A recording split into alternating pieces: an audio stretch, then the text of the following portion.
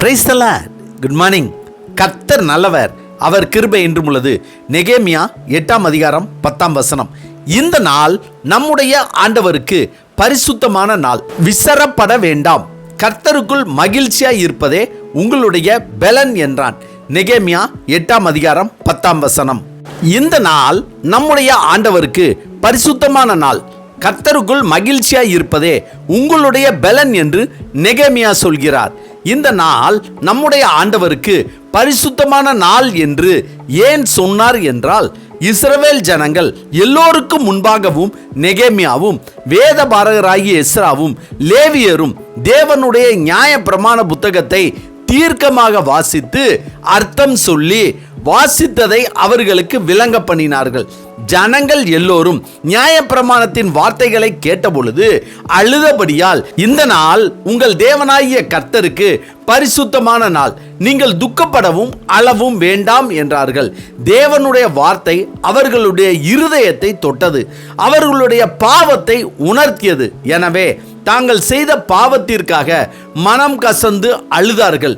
இதனால் அவர்களுடைய பாவங்கள் அனைத்தும் மன்னிக்கப்பட்டு புதிதாக்கப்பட்டவர்களாய் தேவன் அவர்களை மாற்றியதால் இந்த நாள் நம்முடைய ஆண்டவருக்கு பரிசுத்தமான நாள் என்று சொன்னார்கள். கர்த்தருக்குள் மகிழ்ச்சியாய் இருப்பதே உங்களுடைய பெலன் என்று ஏன் சொன்னார் என்றால், தேவனுடைய வார்த்தையை, அதாவது வசனத்தை கேட்டு அதை தியானித்து ஜெபத்தில் அவருடைய சமூகத்துக்கு முன்பாக சென்று ஆவியில் நிறைந்து மன மகிழ்ச்சியாய் இருந்ததால் இதுவே உங்கள் பெலன் என்று சொன்னார். அதனால் தான் தாவீது, உம்முடைய சமூகத்தில் பரிபூர்ண ஆனந்தமும் உம்முடைய வலது பார்சத்தில் நித்திய பேரின்பமும் உண்டு என்றார். மேலும் பவுலும் பர்னபாவும் கர்த்தருடைய வசனத்தை பேசியதை கேட்ட ஜனங்கள் சந்தோஷப்பட்டு அவைகளை விசுவாசித்தார்கள். கர்த்தருக்கு பிரியமானவர்களே, இஸ்ரவேல் ஜனங்கள் தேவனுடைய வசனத்தை, அதாவது வார்த்தையை கேட்டு அதை தியானித்து தங்கள் பாவங்களை விட்டு விலகி கர்த்தரோடு வாழ்ந்ததால் மன மகிழ்ச்சியாய் இருந்தார்கள். அதுவே அவர்களுக்கு பெலனாய் இருந்தது.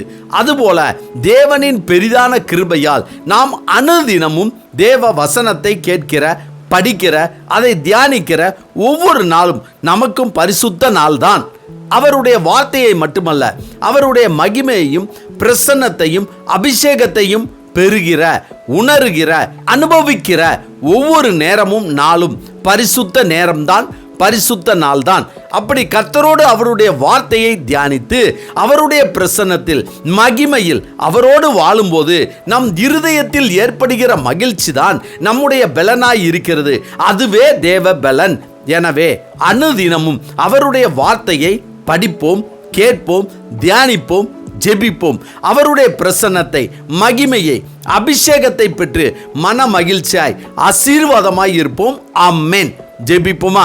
சர்வ வல்லமை உள்ள சேனைகளின் தேவனாகிய கர்த்தாவே, நாங்கள் உதவியற்ற நேரங்களிலும் பிறரால் கைவிடப்பட்ட நிலையிலும் கவலையாலும் வேதனையாலும் இருக்கும்போது நீர் எங்களுக்கு கொடுத்த உம்முடைய வார்த்தைகளை, வசனங்களை நாங்கள் கேட்கவும், படிக்கவும், தியானித்து ஜெபிக்கவும், உம்முடைய பிரசன்னத்தையும் மகிமையையும் அபிஷேகத்தையும் பெற்றுக்கொள்ளவும், அதுவே எங்களுக்கு பெரிய தேவ பலத்தை கொடுக்கும்படியாய் ஆண்டவராகிய இயேசு கிறிஸ்துவின் இன்ப நாமத்தில் ஜெபிக்கிறோம். கர்த்தாவே, இந்த நாளை நீர் எங்களுக்கு கொடுத்ததற்காய் நன்றி. இந்த நாளிலும் பிறந்த நாள் மற்றும் திருமண நாள் காண்கின்ற யாவருக்கும் எங்கள் தேவனாகிய கர்த்தருடைய வார்த்தையே, வசனமே தேவ பலனாய் இருந்து அவர்கள் சதா காலமும் மகிழ்ச்சியோடு வாழக்கூடிய கிருபைகளை தரும்படியாய் அவர்களை வாழ்த்தி ஜெபித்து ஆசீர்வதிக்கிறோம். நல்ல பிதாவே, ஆமேன், ஆமேன். கர்த்தர் நல்லவர், அவர் கிருபை இன்று முழுவதும் நம்மோடு கூட இருப்பதாக. ஆமென்.